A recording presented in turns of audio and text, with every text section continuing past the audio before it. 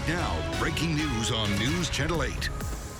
Right now, former President Donald Trump has arrived back in Florida. We are looking live right now at the airport where his motorcade is leaving as we speak to head back to Mar-a-Lago. Just moments ago, his personal aircraft landed there at the airport in West Palm Beach, and we expect to hear from the president shortly. Good evening. I'm Jennifer Lee. Thank you so much for joining us. We are watching history play out in real time. It is the first time a former U.S. president has been indicted, arraigned, arrested, and now formally charged with a crime. Donald Trump is facing 34 felonies of falsifying business records and conspiracy, to which he has pleaded not guilty. The charges are related to hush money payments investigators say he made to adult film star Stormy Daniels made during Trump's 2016 campaign. We have team coverage on the former president's day in court. Investigator Masa Saidi is in our Tampa News Center with an in-depth breakdown of the indictment and the charges. But first, we begin with Brittany Muller, who is live in Mar-a-Lago ahead of Trump's remarks there tonight. Brittany, we saw the president's motorcade headed your way. What are we expecting there? Jen, we're expecting the former president to arrive here and deliver his speech tonight at 8:15. I can tell you right now, the energy is high. The room is filled with supporters. There are dozens of members of the media here from local, national, and even international outlets here. Let me step aside. We're on the platform, but you can see some of those supporters, hundreds of them gathering here in the ballroom at Mar-a-Lago, many wearing MAGA hats and gear, counting down the time to see and hear former President Donald Trump.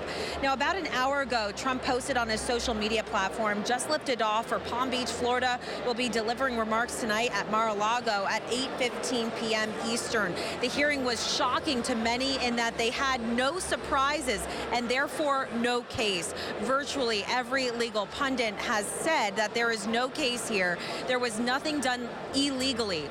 And take a look, moments ago, Trump's private jet landed at Palm Beach Airport, and now the motorcade is headed back here to Mar-a-Lago. These images earlier from this afternoon out of the Manhattan courtroom as Trump pleaded not guilty to 34 counts of falsifying business records. He's the first former president to face criminal charges. We also know security is ramped up today here in Palm Beach as we saw deputies and the sheriff's office as well as the Secret Service on property. Earlier, I spoke with a police captain who wouldn't go into detail about the security measures, but did say some officers are monitoring the situation, as well as the supporters outside of Mar-a-Lago along Southern Boulevard Bridge. So supporters continue to rally outside and now here inside of Mar-a-Lago. And of course, we'll be here bringing you the very latest as soon as Trump arrives back here at his estate and delivers that speech in just about an hour and 15 minutes. Jen. Looking forward to it. Stay on it for us there, Brittany. Brittany Muller reporting live in Palm Beach. Thank you. 8 on your side, investigator Masa Saidi continues our team coverage tonight with a closer look at the indictment and why some legal analysts are already calling the charges weak. New York District Attorney Alvin Bragg believes he has a strong case here. DA Bragg says in 2016, President Trump and his team used a, quote, catch and kill scheme to hide negative stories and ultimately to win an election. Former President Donald Trump serious and silent as he entered criminal court in downtown Manhattan. An historic moment. New York District Attorney Alvin Bragg charging the former president with falsifying business records. 34 Class E felonies, the lowest level felony in New York State, but there could still be significant consequences. These are felony crimes in New York State, no matter who you are. We cannot and will not normalize serious criminal conduct. My office, including the talented prosecutors you saw at arraignment earlier today, has charged hundreds of felony falsifying business records. Behind courtroom doors closed to cameras, prosecutors laid out their allegations. They say in 2016, Trump ordered hush money payments be made to 2 women to hide alleged affairs. Typically, these non-disclosure agreements are common, but not if they're made secretly in connection to an election. Former President Trump pled not guilty to all 34 counts. His attorneys defiant. Joe Tacopina criticized the bare-bones indictment. And I will say this to you. Today's unsealing of this indictment shows that the rule of law died in this country.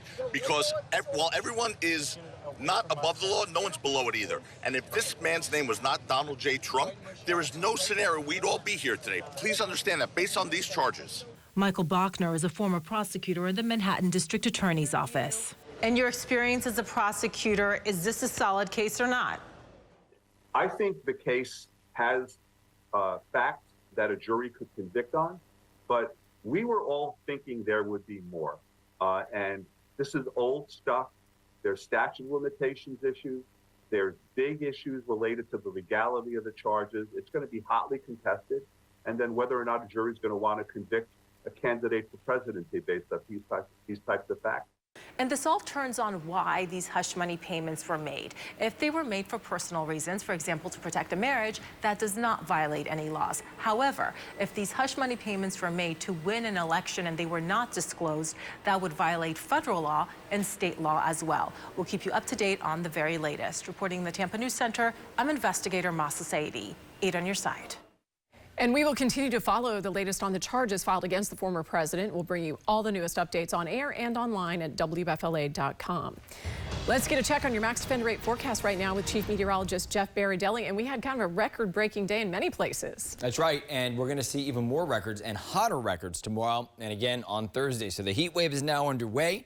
Got to 88 degrees in Tampa, 88 in Ruskin, 87 in St. Pete. Those are all record tied.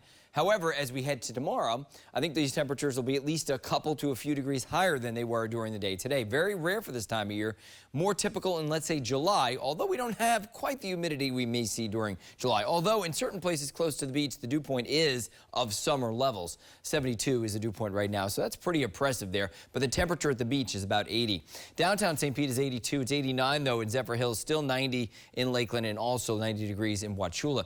There have been a couple of showers over extreme inland parts of the Bay Area, and there's a little bit of a collision of boundaries right there. Maybe a shower or two that works its way into Hillsborough County. Other than that, we're just talking about temperatures settling down very little overnight tonight, way above normal tomorrow morning. We'll talk about your record-breaking neighborhood numbers and your forecast for Easter Sunday coming up in just a bit. Thank you, Jeff.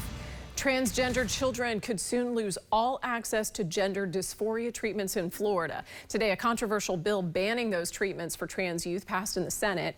Transgender advocates alongside Democrats have condemned the bill, saying it will cause severe harm to trans youth. But supporters of the measure argue they are protecting kids. We are also, I believe, neglecting our duty as lawmakers if we allow these experimental, investigational, as they've been deemed, treatments and procedures to happen on minors. The bill now heads to the House, but the upper chamber's bill has some minor differences, so we could see this kicked back to the Senate before it makes its way to the governor's desk. Crews have officially started the process of draining the gyp stacks at Piney Point. We're told about 1 million gallons of treated water will be pumped from the property each day. It will end up across the street and go about 3,300 feet underground. Some residents have expressed environmental concerns with the deep well injection process. Here's what the site's receiver had to say in response. That water is not the same water that was there in 2021. It's been tested daily.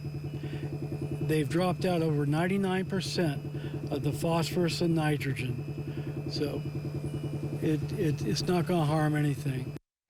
Officials with the Florida Department of Environmental Protection say they will continue monitoring the injection site and well to ensure groundwater resources and the environment are protected.